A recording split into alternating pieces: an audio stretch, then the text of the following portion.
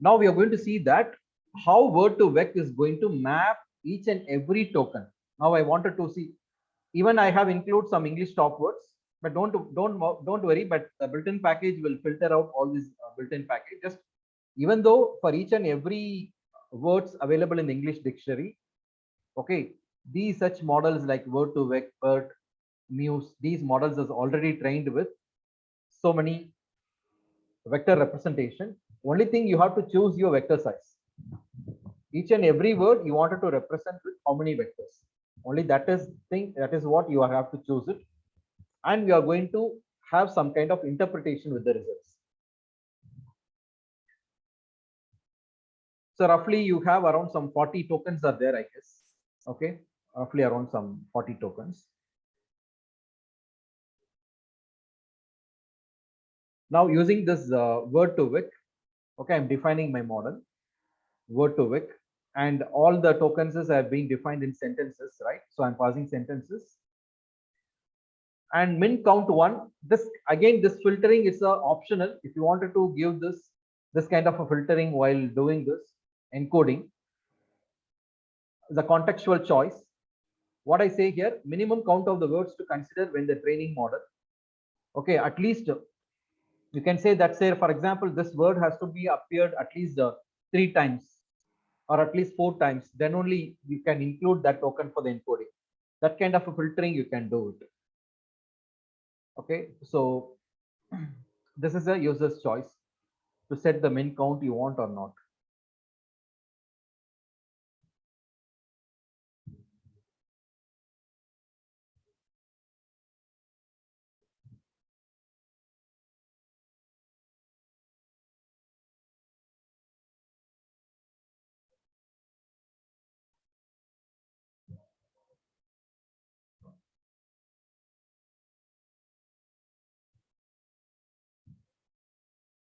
See here, I'm using a default vector representation. The default is 100 size. Okay, the default is 100. If the user does not specify any size, the default is 100. So once you have defined the model as word to vec from the given sentences, okay, from the given sentences, it has taken 40 tokens vocabulary as a 40 tokens, and each token is being encoded using the size 100 vectors. So each one itself, it is a model, is a pre-trained model. People have already trained based on certain features. Each word is being associated with certain features. This mapping process is being trained once again inside this. There is again, it is neural network based, this learning strategy they have used inside this. So it is showing some kind of a score. It shows that this is again is the default score, learning rate score. Please understand, this itself, it is a model. Inside this word to vec, this mapping of each token mapped with the different size of the vector is again internally it is a model itself. And to learn these association, that model, what learning rate it has used, that is the alpha learning rate it shows. Just to understand what are all the parameters, when you say print model, what are the things it is showing us, the total tokens, and what is the size of each token it is going to use, 100 size, what learning rate this model has used to map each token to that vectors. So when I say list of model vocab, you can see what are all the vocab list. You can see whether your word to vec has taken your vocabulary like this. All are tokenized. Okay, now I wanted to print any one token. How word to vec has encoded a token. For example, good. I wanted to check that. So you can print model of good and see how it is being encoded using 100 dimensions. Using 100 dimensions, but many dimension you can see it's 0. What it indicates? Many dimension, it indicates 0, which implies what? Something similar to this. For example, look at this token mice. Okay, mice is not a verb, isn't it? Mice is not a verb. Whichever the token does not have any context to that feature, automatically it will put 0. Eat is not a food. Context is 0. So that is the reason you can see there are so many zeros in your vector representation. So that feature does not carry any weighting factor. Okay, this dimension, 100 dimensions. Okay, you are just good alone is being represented with the 100 dimensions. There are many values are almost closer to 0 into 10 to the power minus 4. Weighting factor 0.000 representations are being given. 100 representation. But it's very difficult to comprehend using 100 dimensions. Okay, just to have a comprehension of this, what exactly is happening inside, what I'm going to do, is it possible to take a PCA for this? Is it possible to take a PCA for this? Okay, I'm going to take a PCA for this. Why do I do a PCA for this? I'm going to do principal component PCA transformation over this, and I'm going to take the first two prominent dimensions, first two n components alone, because that will be easier for me to visualization. See, at the end of the day, we are very comfortable with the two-dimensional representation. Even we have a 3D plot option is there, but 2D is very comfortable for our human eye. So what I do, I apply PCA transformation on the entire transformations.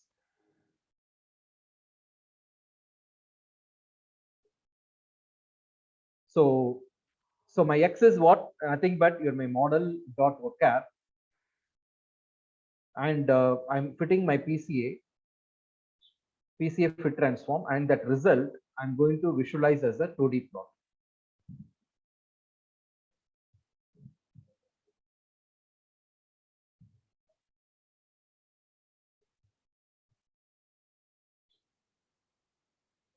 When you visualize this as a 2D plot, you can understand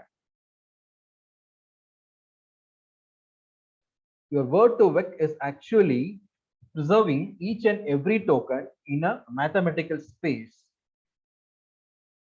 non-overlapping mathematical space.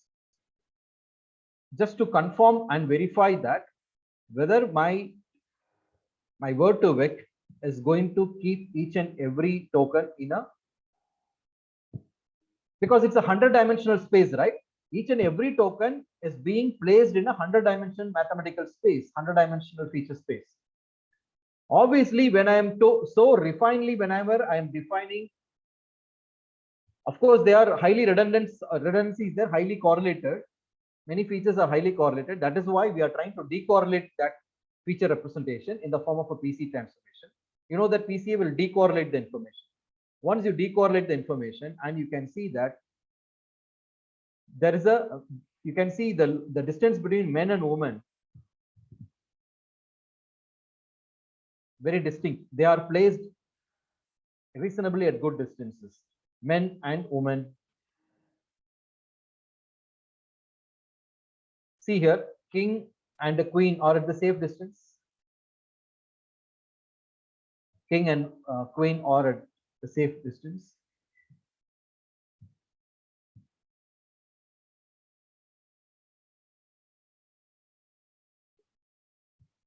Somehow cotton shirt is close. Cotton and shirts are closer.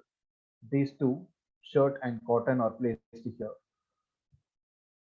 So the idea here is each token has to be placed in some safe multidimensional representation, non-overlapping representation. If it is a overlapping, then the question will come that after all, this word to vec or whatever the method, BERT or muse method, is not representing each token in a unique way. Now we can, from this visualization, we can understand that yes, word to vec is preserving each and every token in a multidimensional mathematical space in a very unique way. It is represented. Right now, I guess these words are like quite far. Is it because of toy data set? Sorry. Like words like shirt and trouser, those are pretty far. So is it because of the toy dataset? Pretty far in 2 dimensions, but Right. when I have so super refined 100 dimensions, when I say that, again cotton and shirt will come closer. The 2 dimension only for my human eye, right? Right. For my eye comfort, I forcefully represent this data only in 2 dimensions, but originally this each token is being represented with 100 dimensions. 100 dimensions we cannot see. When I represent with 100 dimensions, easily you can relate cotton, formal shirt, closer representation. Okay.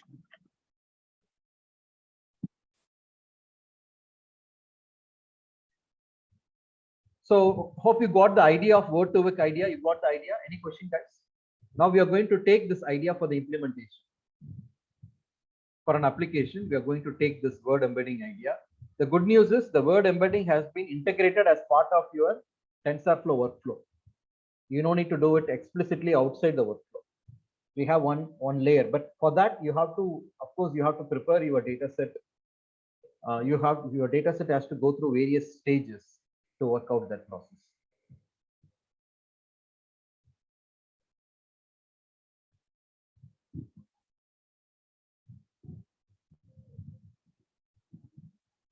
So the exercise, what we are going to see, how we are going to implement this word embedding for the sentiment analysis. This is a pretty bigger exercise. So first, let me share the data link with you, and also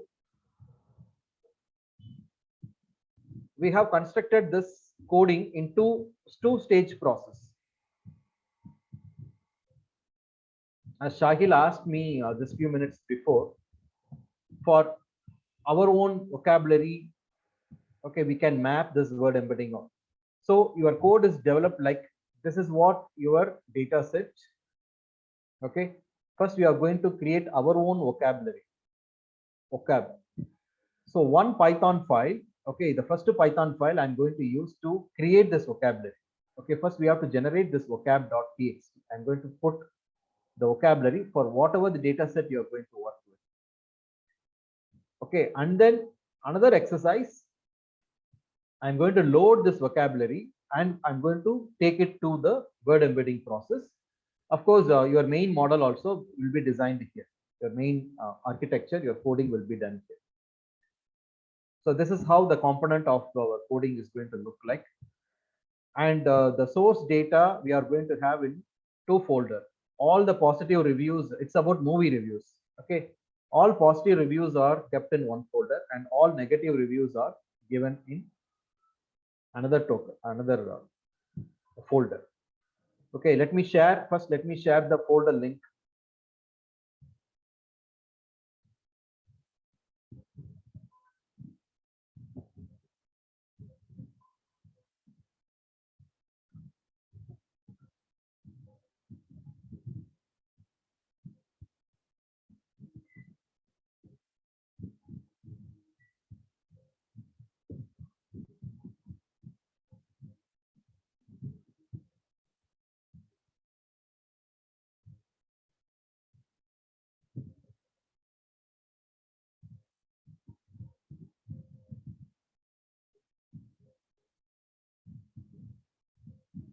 So again, the data I'm sharing with all of you, it is a copyright-free data set. Okay, so no issues. You can download and keep it. Once you unzip this, you'll get a folder called. There is a folder name called txt underscore send token. Txt underscore send token. If you go inside that, okay, once you extracted the folder, you will get something like this. Okay, you can see my current drive. So the unzipped folder, please upload in your current working directory. So this is the folder you will get, txt underscore send token. If you go inside this, you have two subfolders are available. One is neg, another is pos. If you go inside pos, all positive reviews are given in so many text files. Positive reviews, negative reviews. Negative reviews are in this folder. They are the text files.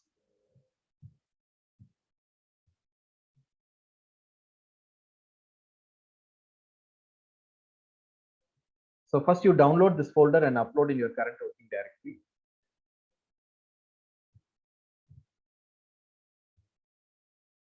So once you have done that process,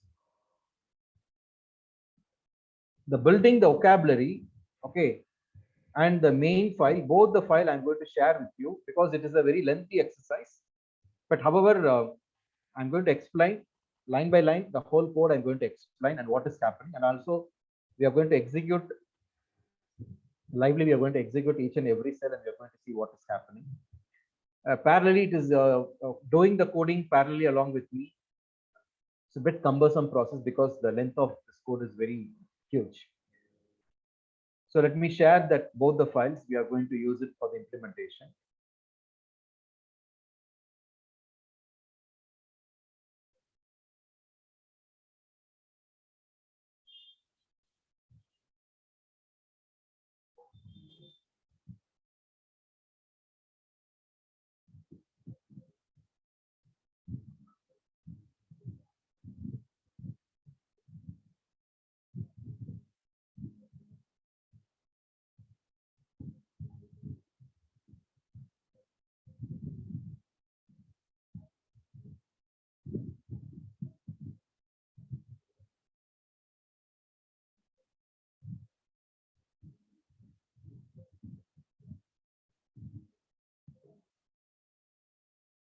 So the first link is what to build the vocabulary. Okay, that is a Python notebook to build the vocabulary.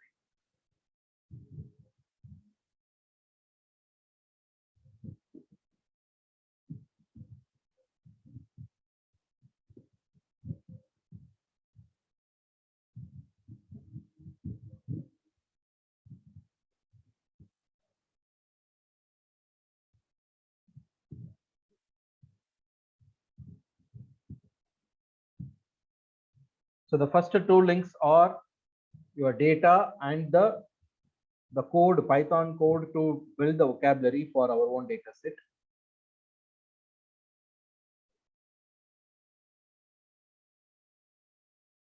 And your main code, that is the next link I'm sharing with you. That is your main code. So the main code, we are going to call our vocabulary, and we are going to do the word embedding. And of course, the whole model is being developed there. That is the next link. So now only I'm sharing that with you. That is the following link. So totally I have shared 3 links with you. One is the data folder link and vocabulary building Python code and your final model, the third link. So all 3 links to download and keep it ready. So first let me take you, so move into the first file. The name of the file is exercise 8B build vocab. Okay, DL build vocab. Now let us see the step-by-step procedure, how we are going to build this vocabulary.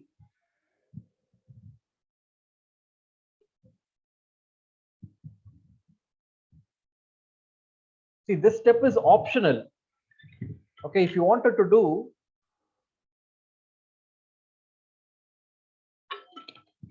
see, sometimes you don't want to, for real-time application, whenever for some in production environment, okay, for a new live data set, you don't want any unwanted token to be described, because so these are the possible, okay, these are all the possible tokens to describe whether a good review or a bad review. The exhaustive list of tokens once you have generated. And in, see, if you don't want to have any kind of um, some bird word, say for an example, Americans the words is very common in their day-to-day language. So if you wanted to filter out any incoming data, if it comes, if it is not part of the vocabulary, straight away you can filter out those words. Non-contextual. Okay, even without that word, still I can make a good classification of one review to another. So in that way also, your own customized vocabulary is going to prevent some unwanted words to come into the model you wanted to prefer, because your system is going to chop that token also. That token also will be part of your model. You don't want to include that model. So in that case, your vocabulary is going to act like a filtering mechanism. So that could be another reason this process you can include this. Otherwise, you don't have any issues with any unwanted words also. It's okay. Let it. I'm going to allow any words, whatever is going to come in future. I'm going to accommodate and all. You no need to create this vocabulary, but creating this vocabulary will make sense. Now let us see how we are doing this step by step. So the necessary library, let me import here. For the pre-processing, of course, I have used the NLTK package and the stop words. Please remember the stop words and your data pre-processing, data cleaning and stuff and all. It is part of your TF IDF vectorization. So if you are using TF IDF vectorization, you don't need to do it explicitly. But here you are going to use the embedding approach. So embedding layer does not, okay, your embedding layer is not going to do embedding. The role of embedding layer is the cleaned tokens, it is going to allocate the vectors. That is the only job of the embedding. It will not take care of your data cleaning and other steps. So it is our responsibility to do all these steps outside this, and we have to pass the clean tokens to the embedding layer. And the embedding layer, you can tell that each and every token, how many, what is the size of the vector you wanted to use, that you can define. So that is the reason I have imported the necessary libraries for the data cleaning process.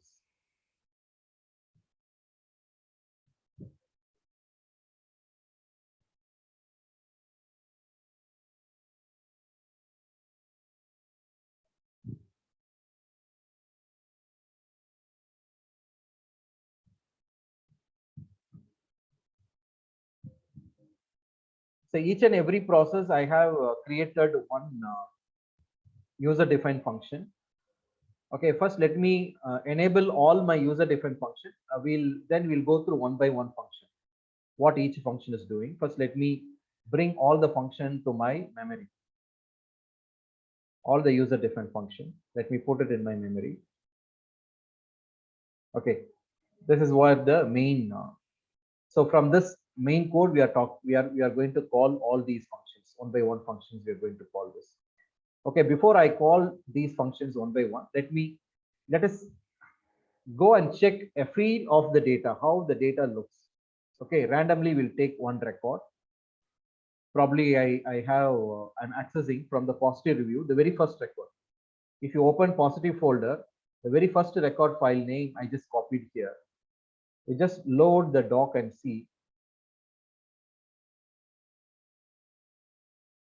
Can you quickly navigate a few lines of this movie review and see that what kind of review is this, even without seeing the label?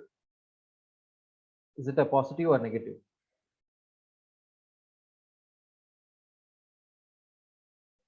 The human brain is the best model, like any artificial neural network model, isn't it? Human brain, no mathematical model is available to replace the human brain.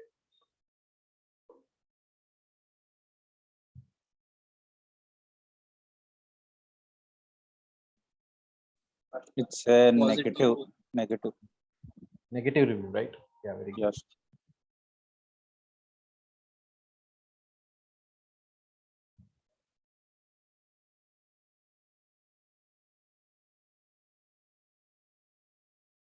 Dismiss the film. Can this for whole comic book. See, naturally, human brain will look for some prominent keywords only. We are not focusing the each word by word. We don't have a look. So we are going to. We'll have just a quick overall glimpse of this paragraph. You can come to a quick judgment about what is the context of this article.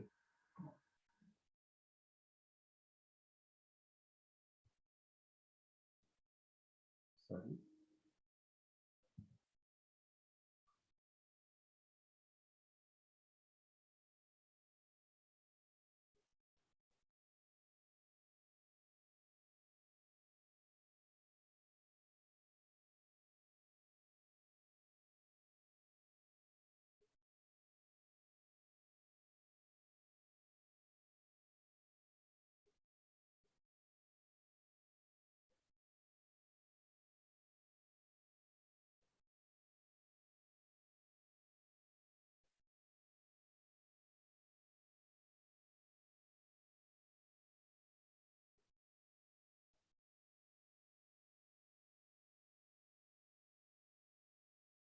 Sorry, this is positive review.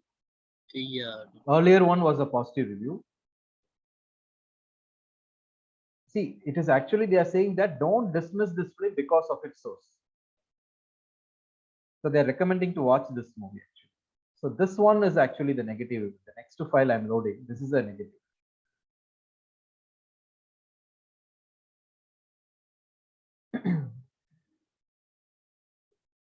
See, this is what I told you, this American language.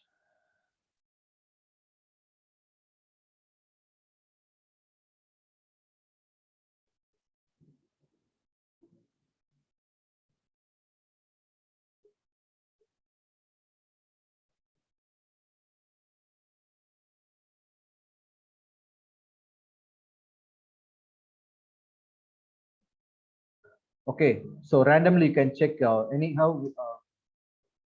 Now let me go to the main. Okay, this is the main program. So here we are going to collect the tokens. Okay, we are going to collect all these tokens. So the main function I'm calling is the process doc. Okay, I'm calling the process doc. The moment you call the process doc, okay, this is where the process doc, this is the first function is being called. So in process doc, what are the two things I'm passing? One is the directory. Okay, that is my path. First I'm first I'm going to process only all the positive reviews. Then we are going to process all the negative reviews. It is going to be kept in one common object called as vocab object. So that is being initialized using a counter variable. Any unordered collection, this counter variable is going to hold this. It's a particular type of a data structure, hashable unordered collection. It is going to hold this data structures. So vocab, the second variable is what the initialized. So where it is going to put, because it is going to, after processing, it is going to put in vocab, which is what being initialized. So for file name in list directory, so once you have given the path, so it is accessing the file in the given directory. So I'm giving a condition. Okay, if it is because you can see the directory in the positive reviews, in the positive review folder.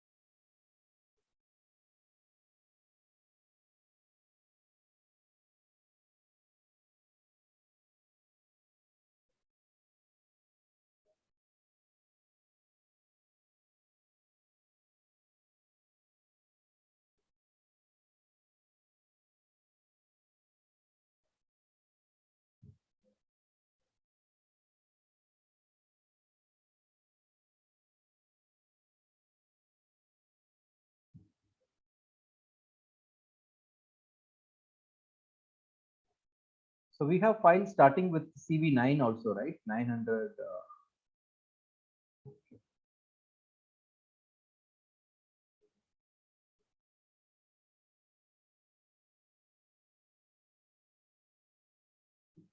Okay. So actually what I do, I just quickly cross check that how many files I'm having in CV9. Okay. You can see 1, 2, 3, 4, 5, 6, 7, 8, 9, 10. Okay. So I'm going to reserve these files starting with CV9. Okay. I'm going to reserve for the validation data. Okay. That means I'm going to use other than CV9 because the remaining files up to this, it is going to read for the training. And all the files starting with CV9. So you can see 1, 2, 3, 4, 5, 6, 7, 8, 9, 10. It is going to reserve for the validation. Same way in the positive token also. If you go to the positive folder, in the positive folder, the last few files I'm going to reserve for the validation. So 1, 2, 3, 4, 5, 6, 7, 8, 9, 10. These 10. So totally 20 reviews we are going to reserve for the validation. The remaining we are going to use it for the training. So that is why I have specified this condition. If the file name starts with CV9, okay, that is being reserved for the test. So I'm doing the skipping. So it will do the continue. That means your for loop will skip that file and just go and take the next file. So that is what this step. We are going to skip the file name starting with CV9 because CV9 starting files are reserved for the testing.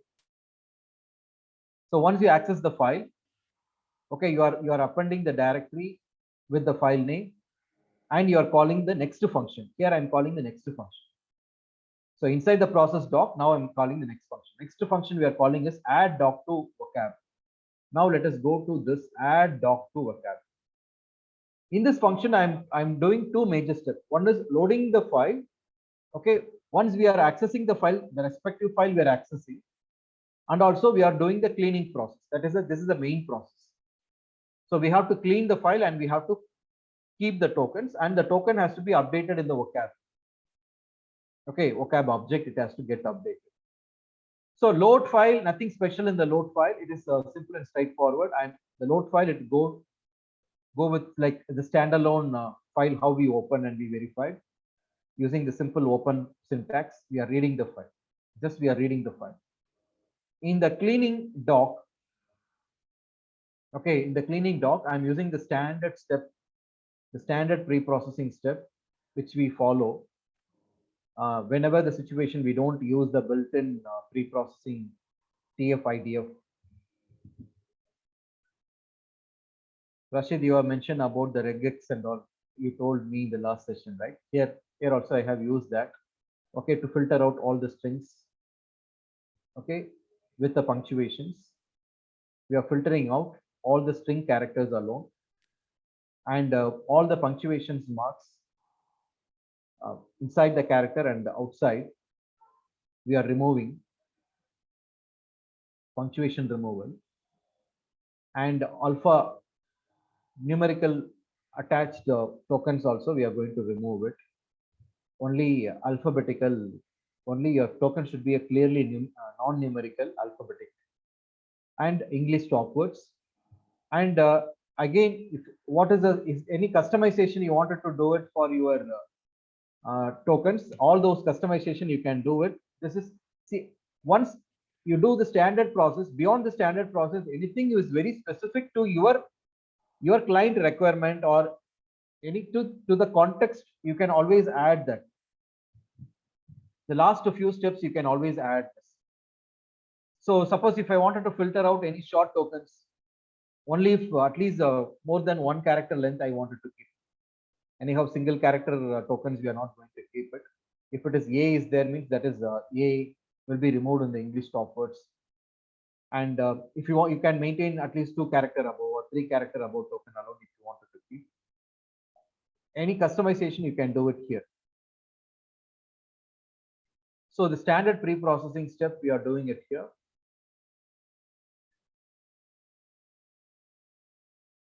So add doc to vocab. So naturally it is going to return the tokens, the clean tokens. So here you are receiving, once you call the process doc is it is automatically going to return all the vocabulary. And you are saving the final tokens in a variable, in a file name called vocab, whichever the location you wanted to save it, tell the location and save the list, your final list. So the moment you run your main program, okay, this is the main cell. Now you can see it is working out with all the positive tokens it is working on, all the positive reviews it will work. Now the control has shift to the negative, all the negative reviews it came. So it's preparing the vocabulary.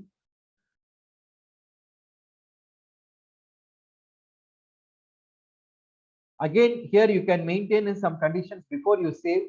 Another based on the frequency of occurrence. Minimum it is at least two times occurrence of that word, then only you keep it. Otherwise, don't want to keep that tokens. You don't want to consider that as a significant token. Again, this is a customization. If you want, you can keep it. Otherwise, even if a token has appeared for one time also, if you wanted to keep it, that is again, it is a customization. It's just a customization process. If you want this, you do that. Otherwise, you can simply save the tokens.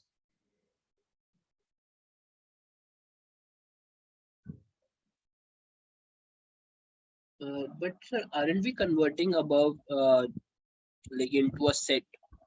So basically, the occurrence would be only one for each. Sorry.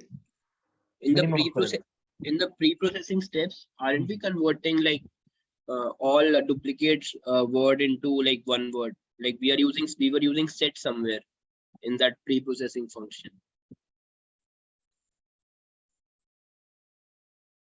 Yeah, unique words. You're talking about unique words, right? Right. So I'm saying that thing that we are mentioning below, that would be redundant. Huh? Minimum occurrence greater than one. Yeah, obviously. That step is not needed. That's what you're telling. You already that has been taken care. Right. Yeah, it's been already taken care because we have applied set here. So we are preserving only. Okay, stop. Sorry. This is words. Okay. This set is only for the stop words, not for the whole tokens. Yeah. Okay, that is for the. Okay, that is only for the stop words, but this is for the whole tokens. See, now you can, after running that, you just come to your current working directory. Let me check my current working directory, LAA directory. Here I need to see whether it has created that vocab.txt. Once you executed in your system, you should be able to see this vocabulary. Can you able to see your vocabulary file? Can you see the unique tokens, JAWS, rare, films, grabs, attention, shows, single, image, screen, movie, opens, distant, underwater, sounds, comes, first, bars, John, and so on. This is our vocabulary.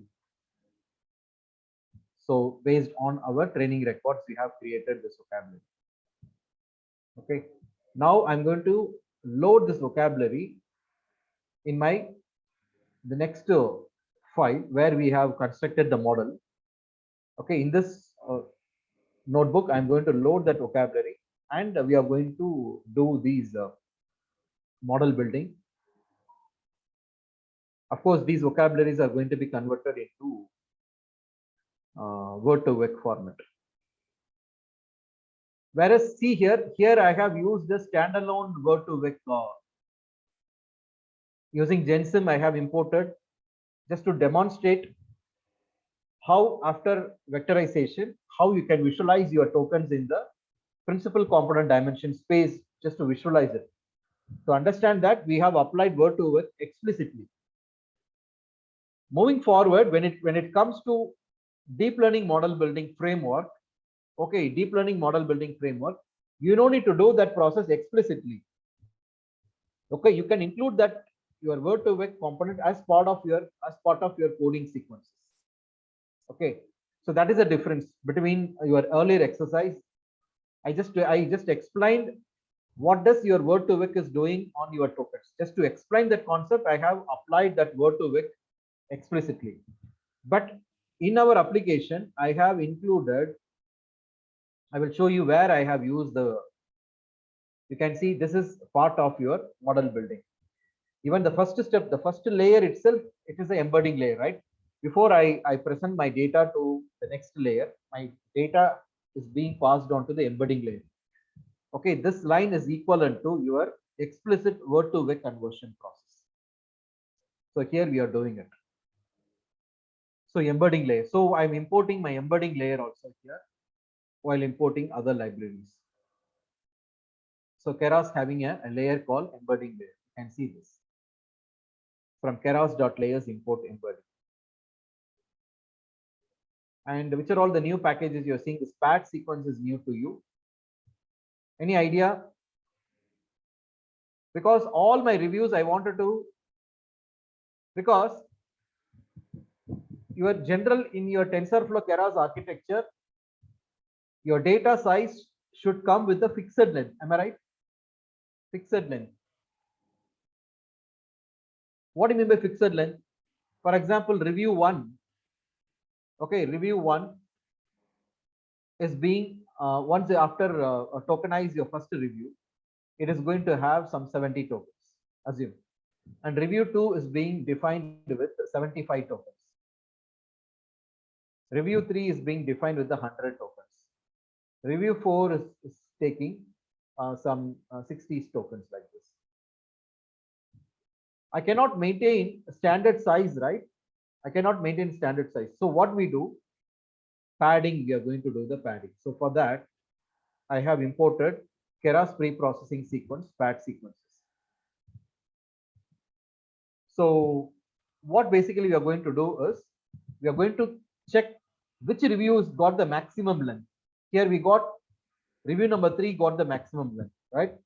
So the remaining, we are going to, it's basically a post pad, we do it, post padding. That means beyond 70, the remaining 30 tokens are encoded by 0. This is a 0 padding.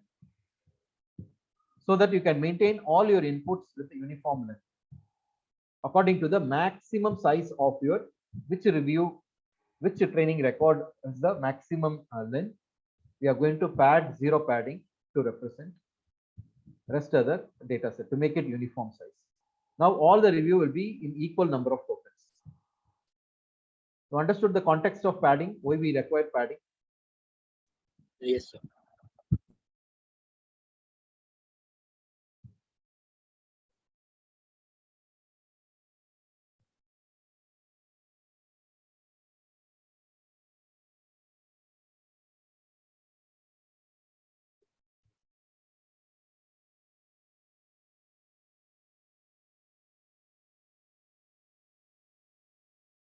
First, let me load all the functions like the previous exercise. First, let me bring all my functions to memory first. Then we'll go through one by one function what is happening. All the function definition, I just bring it to memory. Okay. Okay, this alone I just reserve it because when I run this, this function includes not only the function definition, also model compilation also included in this. It will run. So this is the main program we are going to call. Okay, this function I can run and keep it ready. Predict sentiment. Okay, these are live testing. Okay, the basic functionality I have enabled all the functions.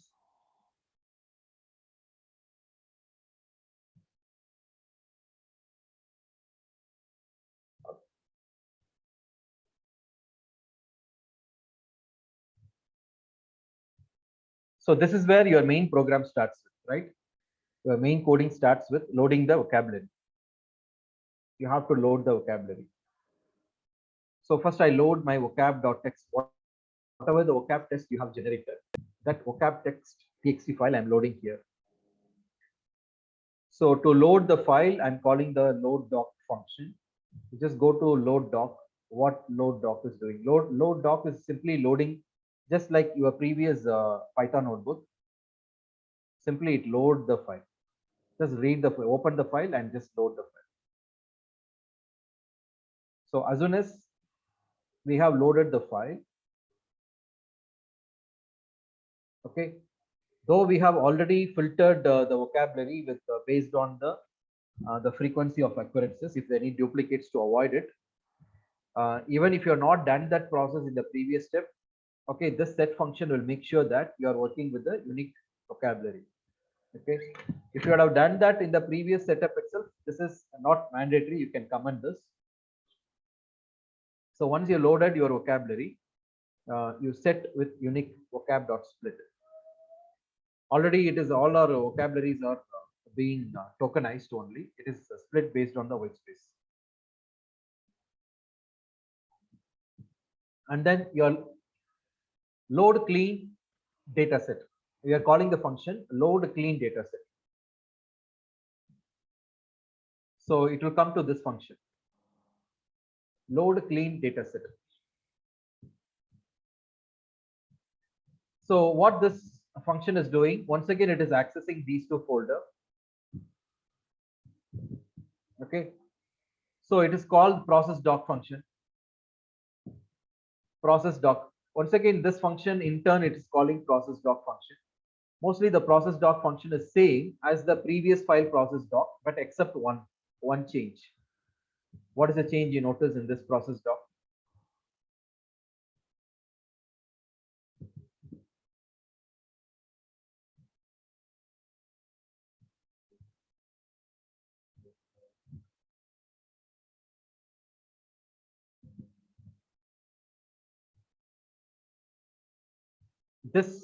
This Python function process doc and your vocabulary building process doc, what is the major difference? Let me show that process doc also. Okay, this is your vocabulary building process doc, and this is your main program process doc. What is the major difference you notice?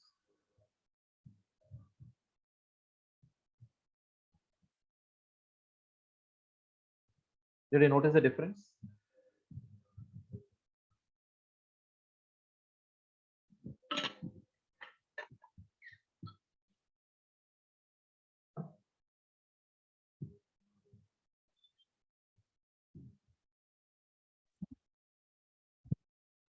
If you simply look at the length of the line itself, you can easily figure it out.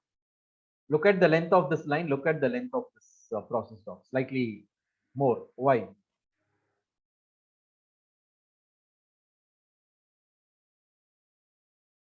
Please understand.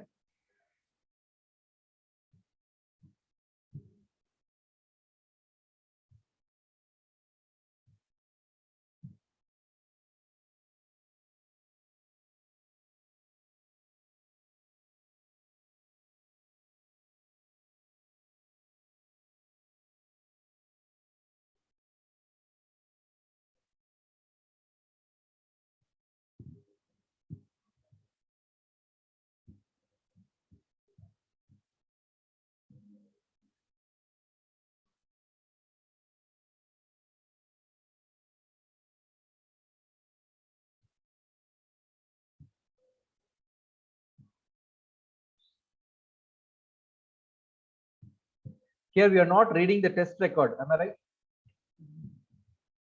Here we are not reading the test record. Is it?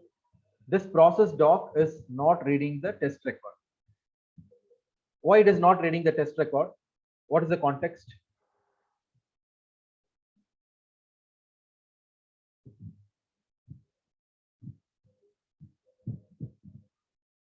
Vocabulary is primarily built only on the training samples. Do you agree? Yes or no?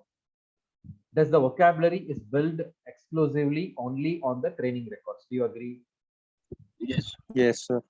Okay, that is where in your vocabulary building process doc, we are not reading the test record.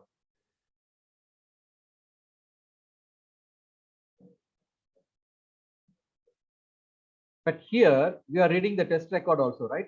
If not is string and not file name starts with CV9. So here we are reading the test record also, because the test record also should go through all the process, because for the validation purpose. So whatever the process, the data preparation part you are doing it, you should do it for the validation data set also, the pre-processing step. But your vocabulary collection is made purely based on the training records.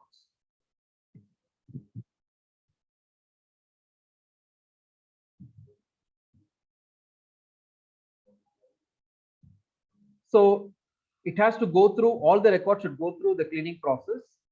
The cleaning process is same what we have done it, and it return all the tokens. So the Sir, process. in this also we are skipping not the test record because we are continuing. If not train, then continue. Basically skip. I am kind of confused. Complement is, if it is a complement of this, then only continue. That means if it is the opposite, is not being continued, isn't it? The complement of this is being continued. Not Yes. of file name dot starts with CV9, then only continue. It means you are reading that file also, right? Not of train basically means test set, right? So if it is a test set file, we continue, like we move on, move ahead, we skip that because continue will skip that file, right?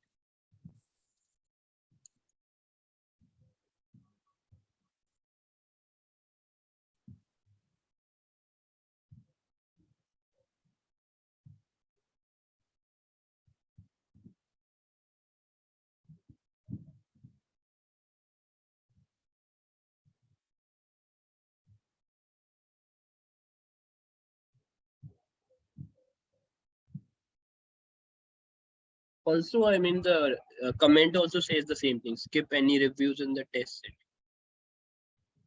Okay, that is for this. This comment is meant for this line, because this line is also common here, right? This line. Right.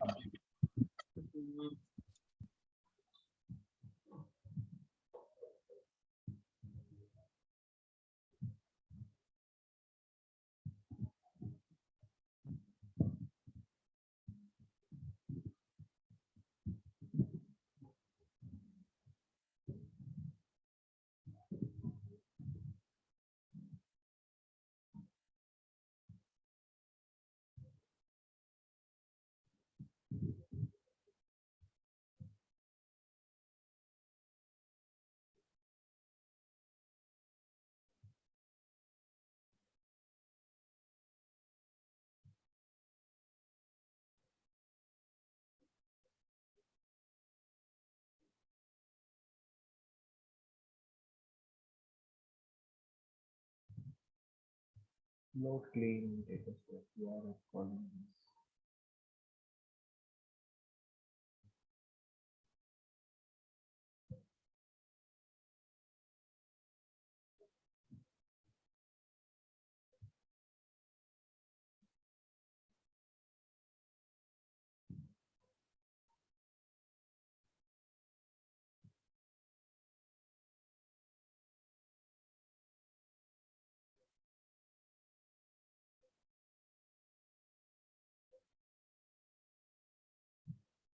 Okay, I'm doing this process separately for the test record.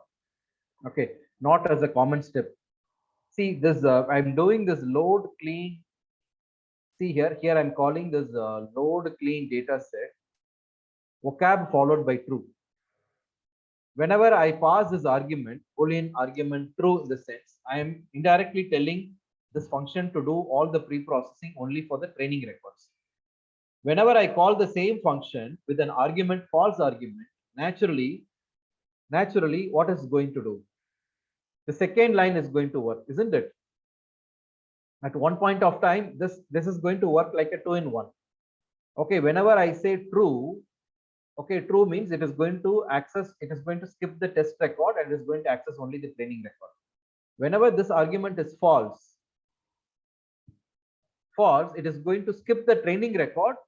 It is going to skip the training record, but it is going to keep the test record. So by controlling this variable, we can operate either one at a time. Got it? At one point of time, only one factor will be true. So that is the reason you can see here I'm calling that whenever I'm accessing a training records, I'm accessing this load doc clean with the true. Whenever I'm calling, I'll get my training doc. Whenever I call this load doc with the false argument, I'm collecting the test records. So at one point of time, okay, so the respective true and false, accordingly your training record and the test record is being. So I'm using the process doc as a common function to pre-process and load your training or test record according to the your Boolean argument.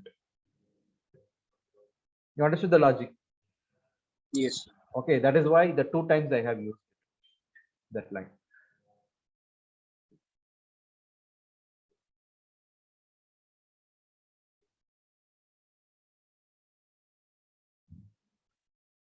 So where are we? We were loading the vocab, load doc, and the load clean data set. It is successfully loaded all the training records, the pre-processed data set.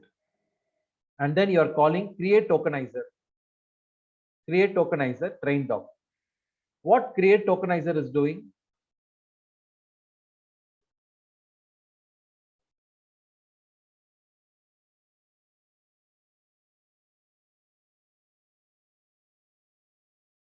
So why we need this create tokenizer, and this is mainly for encoding purpose.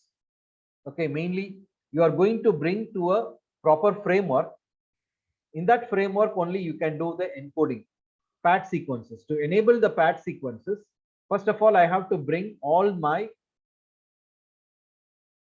the sequences, each review sequences I have to bring it to in the form of the tokenizers format. I have to bring it.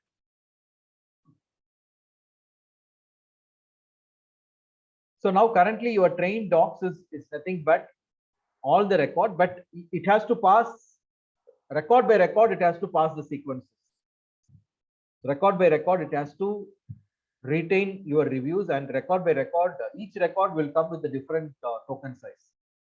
So that management, that memory management will be taken care by your create tokenizer. Okay, this is going to keep track of it. And once you got the tokenizer, the create tokenizer is going to return this tokenizer. It is going to manage record by record it is having. So first review, how many tokens? Second review, how many tokens? Like that, it is separate that process. So once you are processing that, you are calling the function encode docs. You pass this tokenizer with the max length. Max length, already we have acquired the max length somewhere, right? Where we have acquired the max length? Here. So here I have acquired the maximum length. Maximum length is max of length of s dot split for s and train docs. In your entire train docs, what is the maximum length? Which training record has the maximum length? That is being collected here. So tokenizer followed by max length, your training doc is being passed on this encode docs. What this encode doc is doing? So the tokenizer dot text to sequences, your docs is being passed here. And you can call this pad sequences with your encoded tokens with the maximum length and the padding post. Some rare cases we do some pre-padding. Okay, right now there is no pre-padding context is required here, but subsequently one particular application I will demonstrate pre-padding context. But this context post-padding will make sense. Okay, there is no pre-padding here. So actually these two functions are maintaining record by record. It is maintaining uniform size of the tokens according to the maximum size, which review is having the maximum token. This pad sequence is maintaining the equal sized vectors.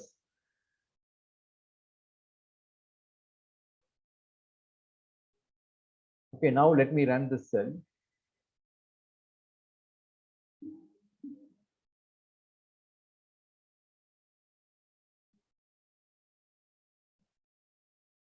And this cell also.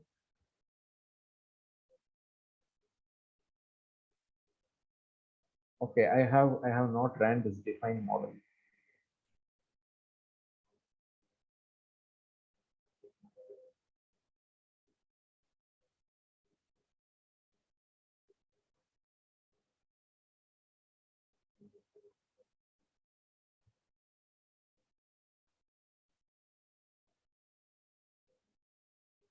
So what do you understand? The total vocabulary size is 3,806 unique tokens, and the maximum length is 594. That means all the reviews are, how many reviews are there? Let us check our training records.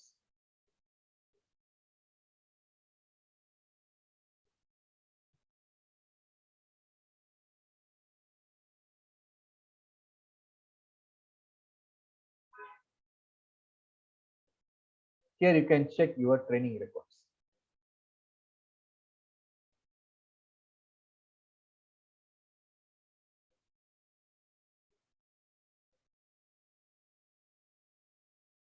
We have taken 80 reviews for the training and 20 reviews for the testing.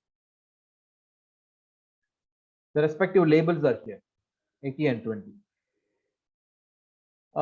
Here I'm not doing a one-hot encoding. One-hot encoding is optional for binary, but it's not a mandatory. Even if you create a one-hot encoding, nothing wrong. Earlier we have used one-hot encoding even for 2 classes. Do you remember which exercise? Which exercise we used? Malarial cell image. Do you remember? That is a binary class, but though it is a binary class, I have created my output layer with the 2 neurons. But this is binary, but however, it is not a mandatory, it is an optional. But for multi-class, it is a compulsory. Multi-class, it is compulsory. More than 2 class, it is compulsory. That means my output layer, I'm going to keep single neurons, only 1 neuron, because after all, it is a 2 class.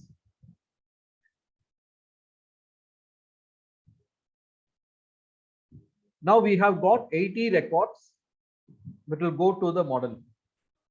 Totally, our data is something like this. Review 1 to review 80, which is a mix of positive and negative. And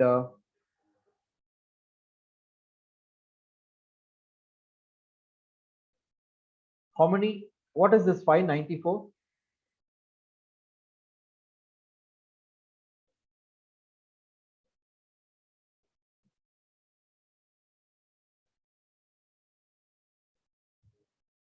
Don't get confused between 3806 and 594.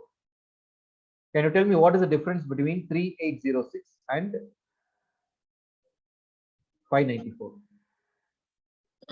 That's the number of word 3806, whereas that is the feature extractor, like how many categories. 594 basically, like we will check 594 is not the feature. 594 tokens.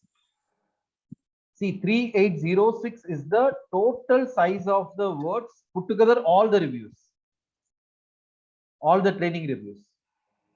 Put together all the 80 records. What is the unique size of the vocabulary is 3806. That means not every review is using all 3806 words. Please understand that. Okay. The maximum size of each review is 594 tokens. You got it? Okay, that is maybe one or two reviews will occupy all 594 tokens. Certain reviews are very short reviews. Maybe they use only 400 tokens. Okay, first 400 tokens. That means the remaining 194 tokens are zeros. That's why we did zero padded. Okay, some reviews are like this much length. The remaining are zero padded. Some reviews are very short. They are zero padded like this. Some reviews are like this much length. They are zero padded. But what is the maximum size of the token size? 594 is the token size. 3806 is the total corpus. Put together all training record. What is the unique tokens? 3806. You got this? Yes, sir.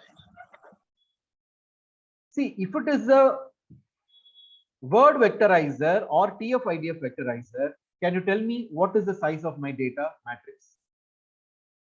After this pre-processing, if I wanted to go with the simple count vectorizer or TF-IDF representation, what is my training record size?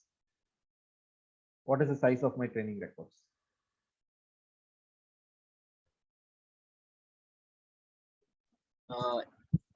It would be 80 big. cross 80 Same cross. as 3806. yeah, 380. Yeah, if you get this, now you understand the difference. Okay. Whereas your count vectorizer and TF-IDF vectorizer, just simply using the word count. Okay. Instead of using the actual token representation, here we are using the actual number of tokens representation, because still we have one more process pending, right? Now each token has to be vectorized. That process is pending. Each token has to be vectorized. Here I'm going to use a 1 cross 100 or some size vector I'm going to represent. Okay. Whereas here, your total data representation will be 80 cross 3806. Okay, some tokens zero counts. First review may not use all 3806 tokens. This token, it is used 8 times. This token used 4 times. This token may be used 2 times. This token 0 times. Likewise, this is your CSR matrix, sparse matrix. But here we have prepared our data matrix, something like 80 cross 594. 594 is the maximum length of the token. Okay, but each review will be represented with the maximum length of the token. Some review are shorter length, some review or the maximum length goes up to 594 tokens. So that should be the understanding of your data representation here.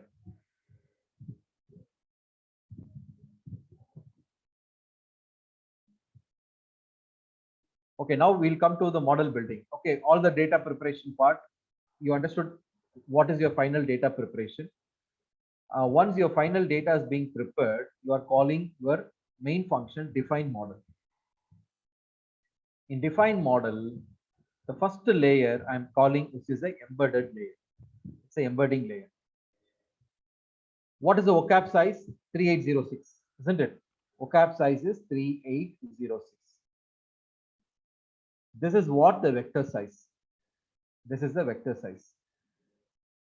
So what, as soon as you pass this information, this embedding layer will create for each and every token in your vocabulary 3806. Each token, it is going to create a 1 cross 100 vector representation inside. It is user's choice. Again, how many, if you wanted to represent each word with so many vectors, you can increase this 200, 300, 400, 500. Maximum is 1000. But not necessarily, I told you, right? Most of the project I have used somewhere around 100 to 200. Even I never used 500. Okay, even 100 to 200 representation is more than enough. That it's a very granular representation. So 100 I'm using. And input length, because in every first layer in your deep learning architecture, always you have to tell what is the input length. What is the input length? Input length is what is the maximum length of your each review sequence. The each review sequence is 584, isn't it? That is the maximum size of the token, 584. Now, can you tell me after this layer, okay, what will be our data representation? How our data will be represented?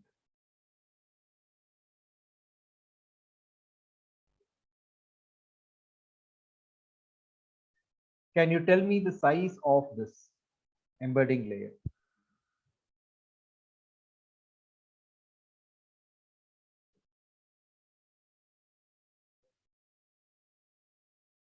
Please understand, any input layer in your deep learning architecture, okay, the number of records you don't need to explicitly pass. That will be always none. Please understand. Don't worry about the number of reviews. Always you should understand per layer size should be based on one record size. Don't get confused with number of records. Here the number of records is 80 records. For time being, forget about this 80 for time being. Don't bring 80 into the picture. That is why it is always defined as a none. Okay, what is the size of one record here? 594 into 100. Very good, excellent. It is 594 into 100. That is the size of your one data representation. Let us understand what is the meaning of this. This is the size of one single review representation. 574 or 94, I forgot the number. 5? I guess it was 594. Okay, 594. 594 is the maximum token representation. And how many features we are going to describe each word? Each word we are using 100 features to explain. Okay. Suppose I have a word token called awesome. Awesome. Awesome is being described as 100 tokens. Okay, sorry, 100, not 100 tokens. It will token means it will mislead you. 100 vectors or features. Okay, like the way how we describe mice, rat, horse. It will utilize 100 tokens. Whether it is a living thing or whether it is an animal or whether it's a rodent or whether it's a eatable product or it is a reaction or expression or it is a adjective or it is a verb. Likewise, it will, we don't know that how, what are all those features. Okay, that is not transparent. So using a top 100 feature to represent each and every word, they utilize each and every word will be expressed like this. This is for the one review. It's being explained using the combination of the tokens. So this is the representation.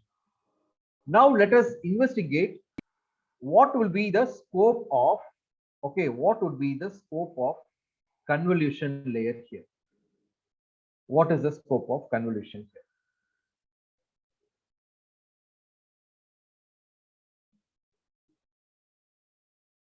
Your data, if your one review, you wanted to see your one review in the form of a time series, if at all, if you wanted to investigate this as a time series, how do you look at your one record?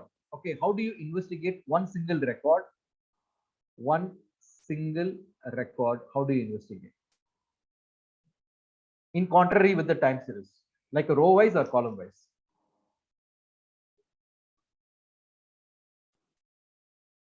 Row wise.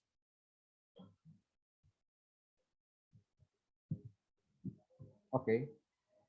How your review is being, suppose imagine your review here given, okay, like RRR movie, okay, to lead characters, action, okay, action, enjoy, okay, songs, like this. It is your review has been captured the column wise or row wise?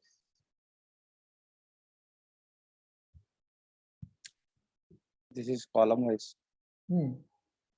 So in contrary with the time series, your review, the flow of your review is, this is the flow of the, isn't it? The flow of the review is not like this. This is not the flow of the review. Your review is, this is the first movie review will come like this. The second review, the flow will like this. In embedding, what happened? Each and every token is being expressed as 1 cross 100. Okay, expressed as 1 cross 100. You understood? Understood the structure of this matrix? The structure of this matrix is 594 tokens. Each token is being expressed as, see the movie one review, every review will not have all the tokens available. Okay, the first movies have occupying 400 tokens is being expressed with the 400 tokens, and the remaining tokens are all zero. For all zero, your vector representation also zero. This also zero. Okay, so up to 400 rows, you have some values. What are these values? That represent your weight vectors. Sorry, weight means the weight of that feature. Like you have seen for the mice, what is the weightage for the food? For the mice, what is the weightage for the size? For the mice, what is the weightage factor for the herbivore? Likewise, what is the weightage for this feature? What is the weightage for this feature? What is the weightage value for this feature? Likewise, this is what the matrix interpretation. Column wise, understand. Okay, now how do you understand this multiple columns? If it is a single column, you can easily interpret as a time series data. How do you look at this like a multiple columns? How do you look at this?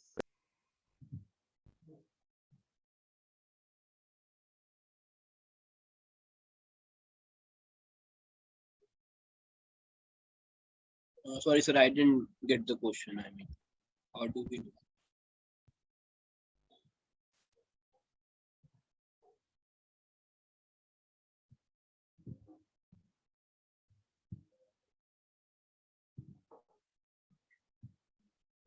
See, if I do with TF idea, let me put my product description column wise. It would be like 3806. My one product is being described as this is 0 count, 15 count, 1 count, 2 count, 3 count, 0 count, 0 count, 0 count, 0 count, 4 count, like this. It will go on. What is the vector length? Column 3806 by 1. This is in analogically related to any time series data set. I just represented column wise, isn't it? Yes, sir. Okay. But here in word embedding, instead of using the entire corpus size, we are using the individual tokens, and each token is being expressed as 1 cross 100 vector. That is a different story. But understand, this is 594 cross 100 can be interpreted as same review. Okay, the same review has been expressed with various aspects, isn't it? Various context. Do you agree? Right. Okay. So in contrary to the time series, how I can understand each and every column as, imagine if I represent any time series data, say for example, we worked on the brain signal. Okay. Say the brain signal, the raw samples I have kept like this as the time series. These are the samples, the brain samples. Say for example, I have got 10,000 samples. What is the first layer? We have defined this, the total number of samples. Okay, the total number of samples, 10,000 samples. What is the second argument? Do you remember? Yes, sir. You told us that there would be a channel, multi-channel, that we need to increase Multi-channel. it. Yeah. So this is none. None tells you any number of samples. 10,000. We have passed one. This is a representation of your input layer. Okay. It means your architecture can allow. Okay.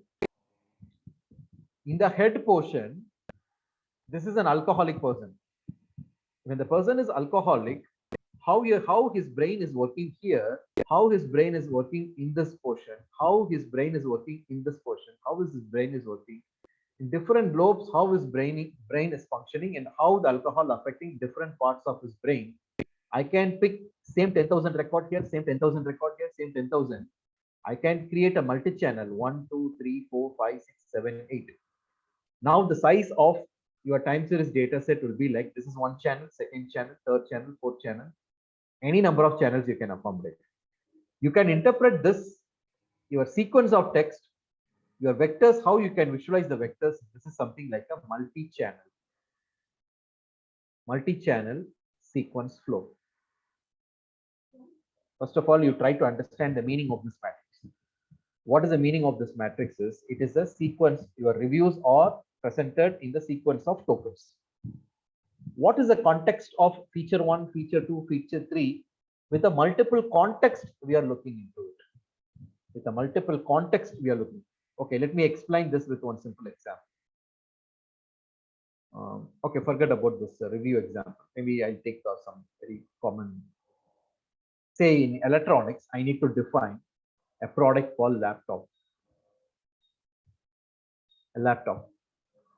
A laptop is being described using, okay, the tokens. These are all the tokens. Assume, okay, laptop, okay, laptop, screen, performance, okay, performance,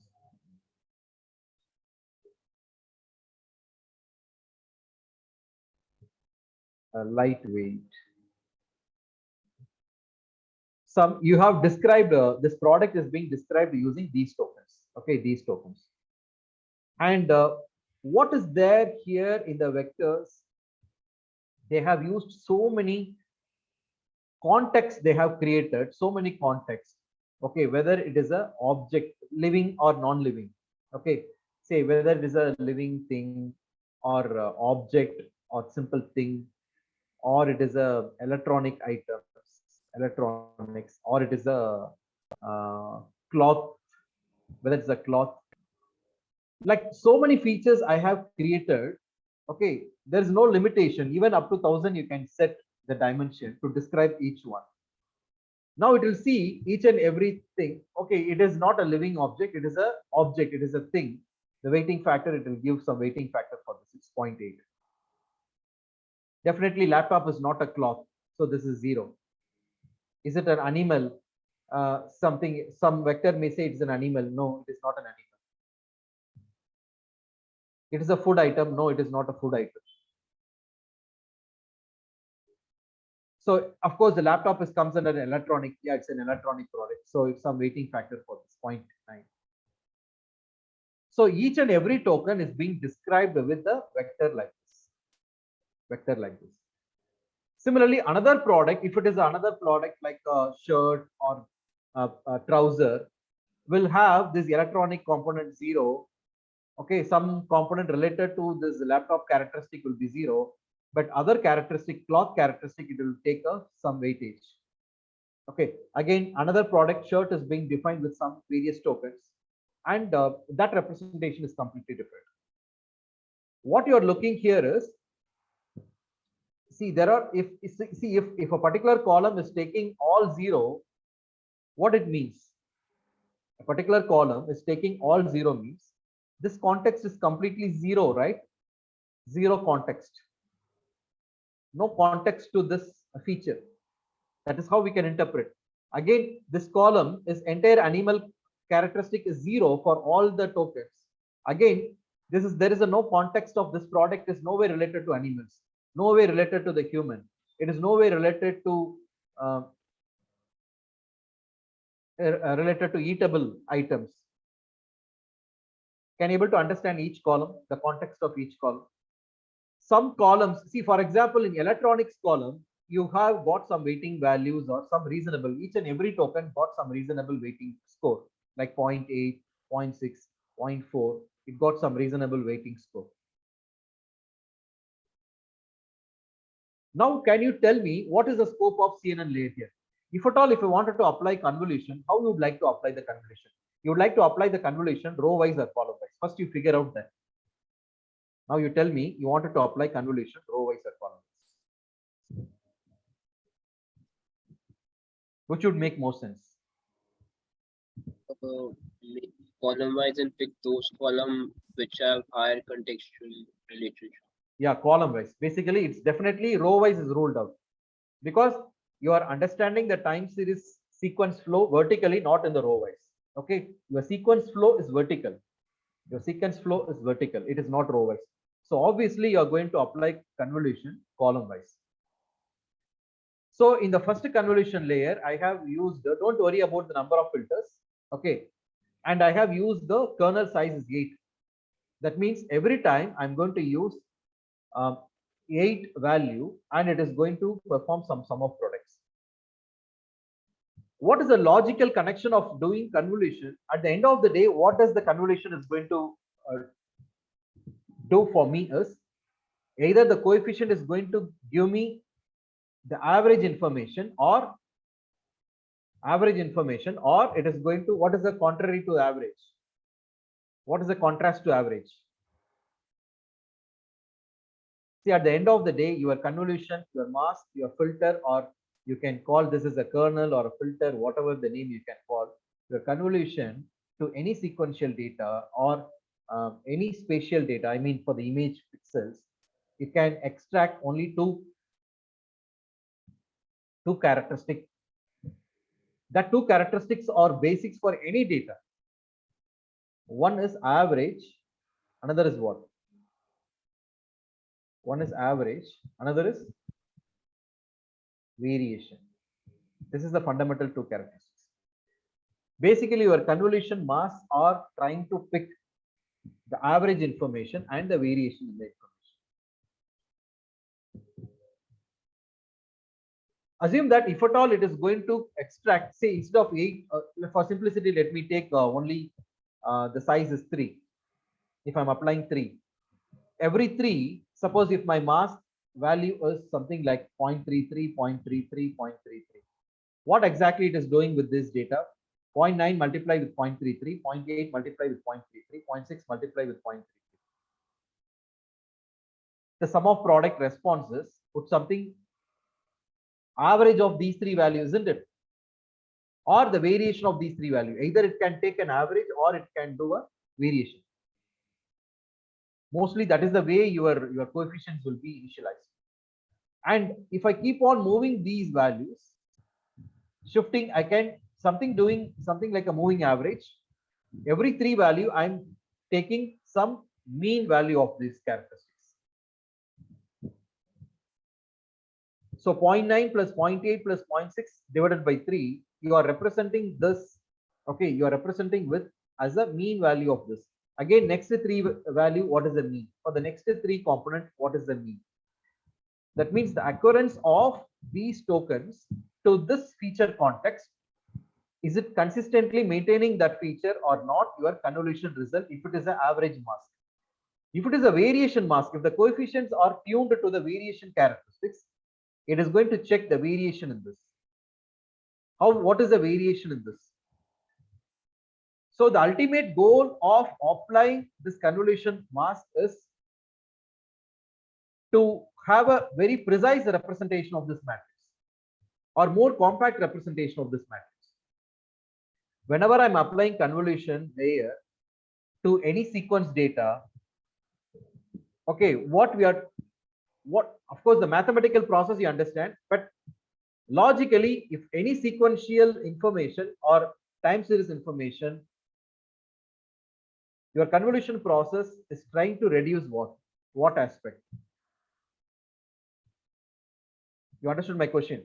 Your convolution process, whether I'm applying for a time series data or an image data, if the image is a two-dimensional convolution, ultimately your convolution, the result of convolution is a feature representation. That is different story. But basically, your convolution process is actually trying to reduce what? The redundant features. Yeah, redundancy. The redundancy of this representation. I don't want to have a detailed representation of token by token description of this characteristics. Even if you try to take an average of these three, it is okay for me. That is what your convolution trying to operate some kind of a convolution process over this. I no need to have a token by token weighting value. You can take an average of these three, average of these three, average of these three, or average of 8 according to your kernel size. You are trying to, whenever you are trying to take average or variations, you are trying to reduce the redundancy in the original space. Original space in the sense whether it is a time domain or it is a spatial domain or in the word sequence domain. In the word sequence domain, we are trying to reduce the redundancy. That is how you have to interpret your convolution process here. Say for an example, in our data set, what is the size of our matrix? Our size of our matrix is 594. You have got 100 vectors. You can treat like 100 channels. Okay. I have used the kernel size 8. Can you tell me? There is no zero padding. Okay, without zero padding. Zero padding in the sense your tokens are zero padded. Don't get confused with that. Zero padding for my convolution process. Again, whenever I do the convolution process for the sequences, okay, to match with the equal size 594, what we do, that is, this is a separate zero. This is a different zero padding. Don't get confused. 1 0 I add here, 1 0 I had here, so that I can keep, if I use 1x3 mask, my 1x3 mask, I can keep it like this. So that my convolved result, I can maintain the same size 594. If I don't set my padding, say, what is the size resultant after convolution? Now my one column size is 594. So 594 minus 8 plus 1. What is the size? 594. 587. 587. This is the size. 587. For each column, it will apply. Each column. So your 100 columns, all 100 channels, it will apply.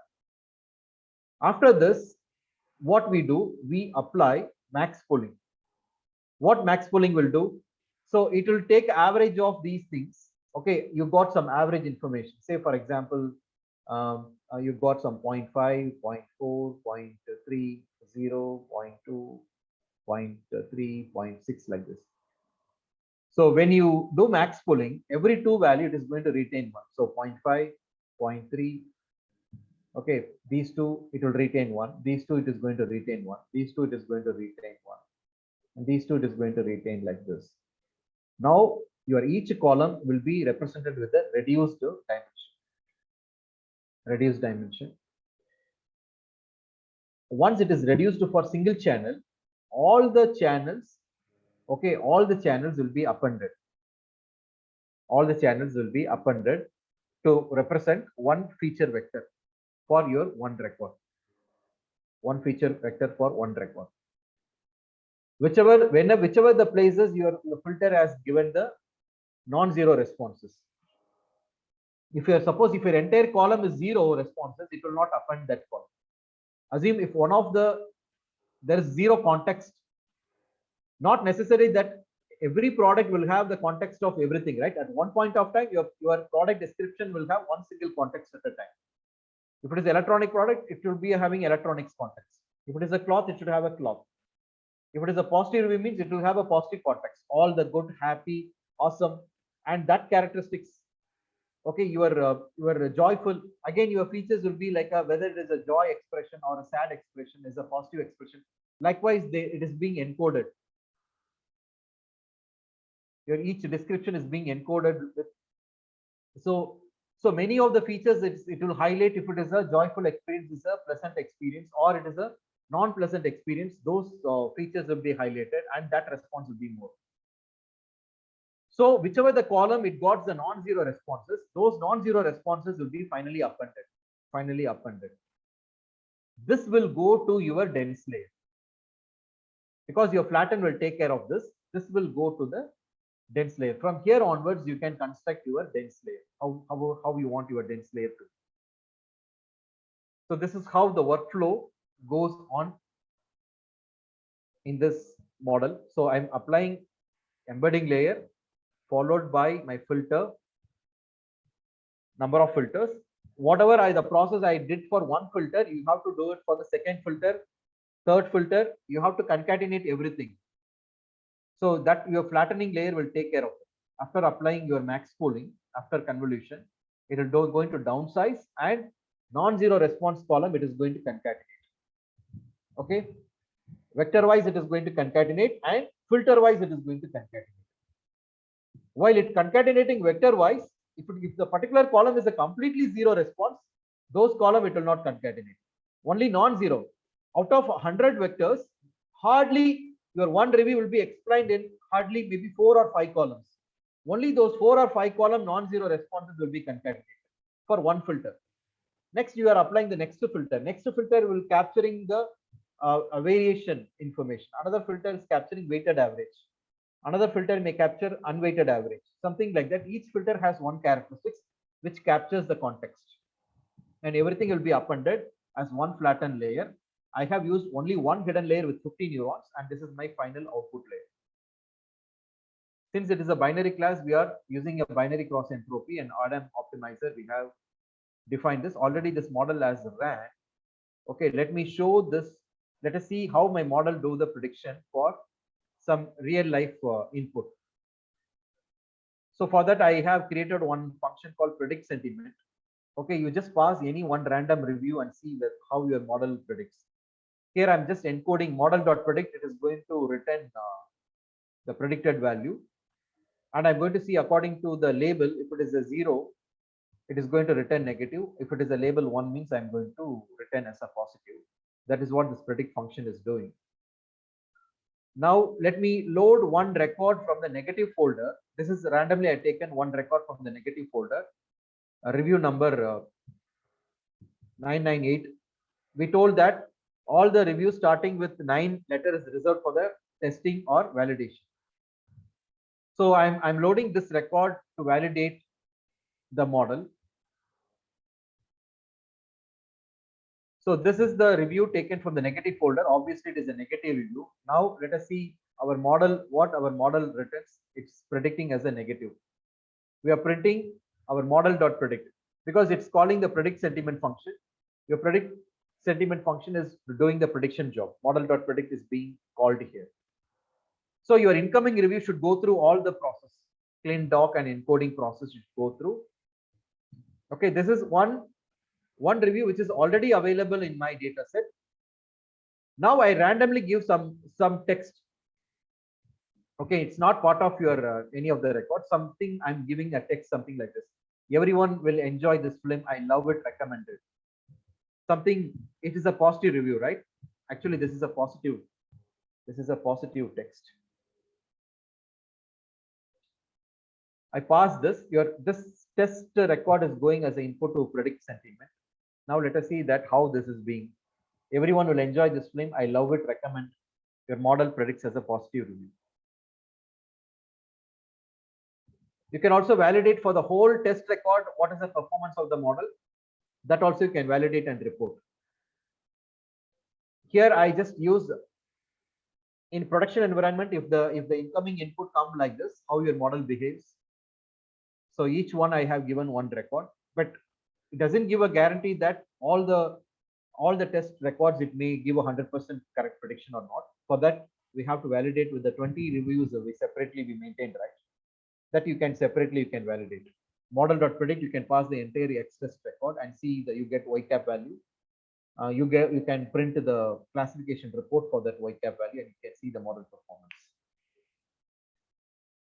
That portion I didn't do in this notebook. You know the procedure how to do it. If you wanted to see how good your model performs, and if at all if you wanted to improvise the model performance in case if it lacks performance, you can go here and increase the layers here, increase the layers, or you can increase the filter size, or even you can increase the vector representation. If you wanted to define with more, these are all the aspects you can improve to improve the model performance. You can either increase the vector representation, increase the filter representation, or increase the layer representation. Always I would suggest you to start with, I will give some numbering 1 2 3 as the preference. Okay, always you try to don't touch this portion because you complicate. I don't want to increase my model parameters. Always you try to explore this first. This area you try to explore. You play around with this. First you start increasing the neurons here. If it is not bringing the expected result, then you try to introduce a layer here. Even that does not works. Okay, even that does not works. You try to play around with the number of filters. Okay, number of filters and the refinement of the mask size. Maybe if the 8 kernel representation is it's not giving a finer feature, maybe you can give 3 kernel size or 5 kernel size. Even this fails, then finally come to the vector size. This should be the natural order. Okay, this is my first experimentation, this is my second level experimentation, this is my final level of experimentation. This order you can tune the model for the better performance. You understood the main block? The main thing you have to understand the dimension of this embedded layer and what is the context of the column wise convolution, what is the scope of that column wise convolution. It is trying to redundancy, trying to reduce the redundancy and try to give a very refined representation of your context to the model.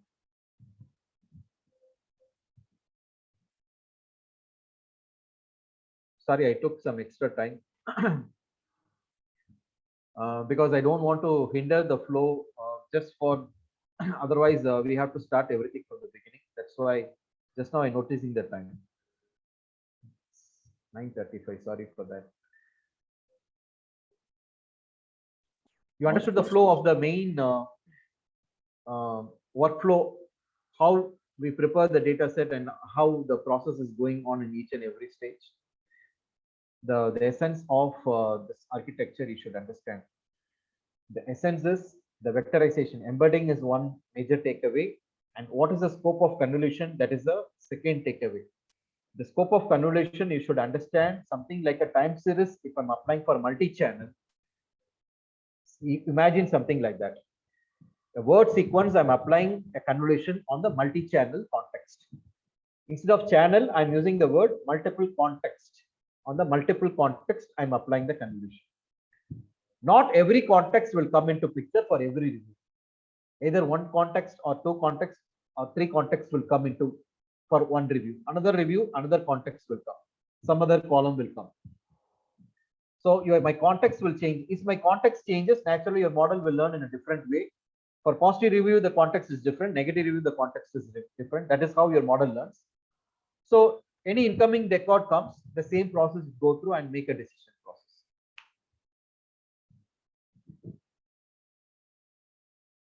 You can copy paste some review from some popular repository. You open some review pages like Rotten Tomatoes, and so many review pages are there, right? You just copy paste few lines from there, and the trained model, you try to put it as some test record and try to see few reviews. You just copy paste from the positive review, few reviews with 1-star rating, you copy paste their negative reviews, and 5-star rating you copy paste.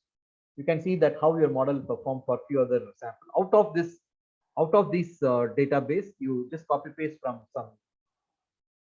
somewhere outside this, how your model behaves. You see, mostly people uses a very common language for the positive or negative reviews, right? Some very commonly used languages like good, awesome, must watch, recommend. Some common thing will be nothing like completely out of the vocabulary. Nobody is going to review it unless otherwise I use a German language or French language. If I'm using English, means only I can explain. If it is a good movie, there is a standard set of words. Okay, even my vocabulary is a completely rich vocabulary. I'm not using very commonly used language. At least it will match 20% of the vocabulary in our set. Reasonably, it will do a good job.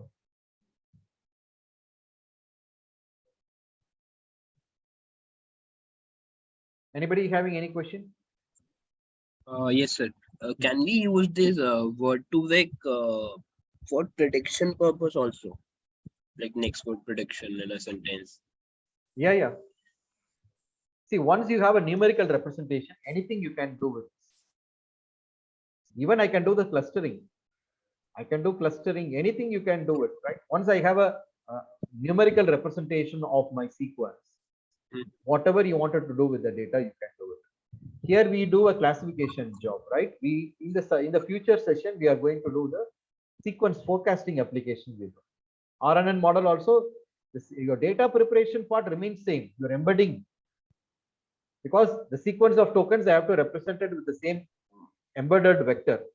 Once I created as an embedded vector, now you are going to do the sequence prediction, that is the forecasting.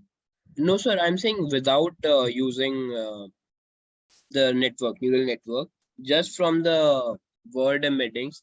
Okay. Can we make like a data set and use that for prediction? Then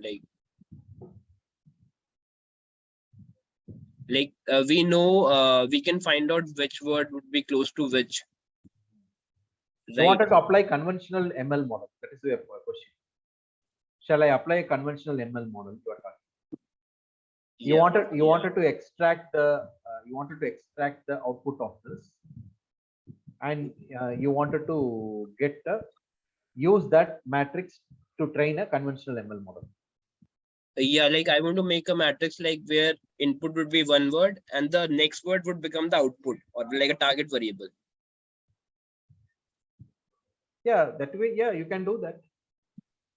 But it is a very crude. We have advanced model for that. Why you wanted to try with a very crude approach? See, that is what we do in autoregressor, right? What we do in the autoregressor, that is what we do it. So if I have a today's temperature is 32 degrees Celsius. Yesterday temperature is 31. And day before temperature is 33. What I do in the autoregressor, I define this as a Y and the const2 record as my X1 feature, X2 feature. But all are temperature only. Once I define this, I can typically use the same linear regressor model. I can build model.fit x comma y. These two columns will act as my yesterday and day before yesterday temperature will act as my input, and today's temperature will act as the output. Another record, this guy will come here, this guy will come here. Okay. and today's temperature will be so it will be keep shifted, right? Next value, these two guys will be shifted here and the next temperature. This way you can prepare your data set. Your model is called as an auto-regressive model. Same way you can do it for the sequence, but we have a better model than this. RNN Yeah, RNN model. So that model. Okay. This is a logically it's the right approach, but my idea is what even we have a better model than this. Yes.